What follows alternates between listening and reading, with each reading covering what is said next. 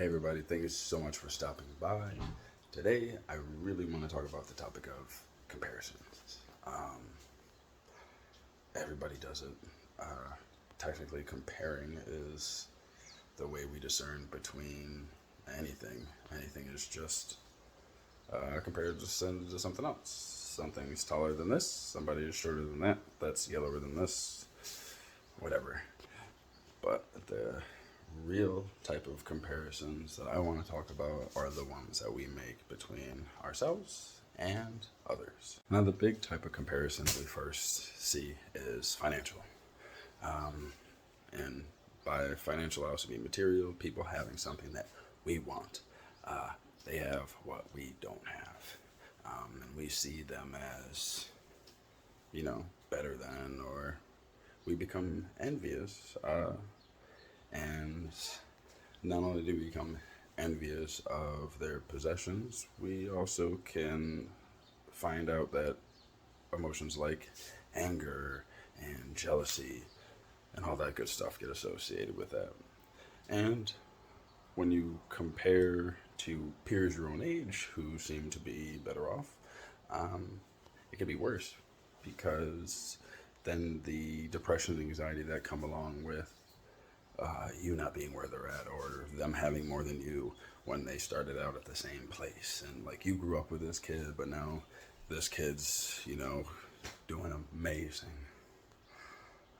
The point being is, you never really know if they're putting all their effort in their life into putting up that front, that everything is great.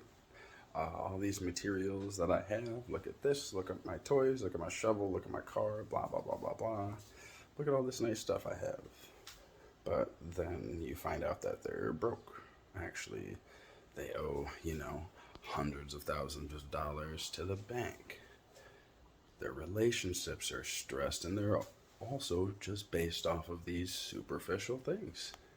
So you don't really know unless you were in their shoes. And grass isn't always greener. Now let's talk about people who think that others are happier than them. This is the biggest one. When you see somebody else and you believe, oh, their life's so much better, they're so much happier, they have a happy life, happy wife, happy kids, they go golfing every Friday, they go, whatever you think that other people have in happiness that you're missing out on, it's probably not true. I mean, what is your scale for determining who has more, or who's doing better, or who's happier? And if you look at it and then compare your life, I mean, are you really lacking, or are you just not appreciating? What I've realized is the difference between someone who feels like they have it all and someone who doesn't. It's all a matter of perception. If your perception is that nothing works out for you, no one's there for you, you have no friends, you have no family, you have no money, blah, blah, blah, blah, blah, then you're just going to see the world as negative, and you see everybody else living a way better life that you want to live. But when you look at everything objectively, and you see, like, hey, I have a couple of friends that are here for me. I've got a couple of family members that I can stay in communication with. I may not like my job, but guess what? It pays my bills. And you know what? That's an incredible starting point. Once you start becoming grateful for these things that seem so minuscule to you, you end up realizing that you have so much. And if you feel like you don't have so much, or you don't have people around you, you need to look at your behaviors as well. Now, this is not saying that you're just a crappy person and you're mean and you're rude. But personally, I'm an introvert. So some of the cues that I give off, or signs when I'm in public, kind of tells people not really to talk to me.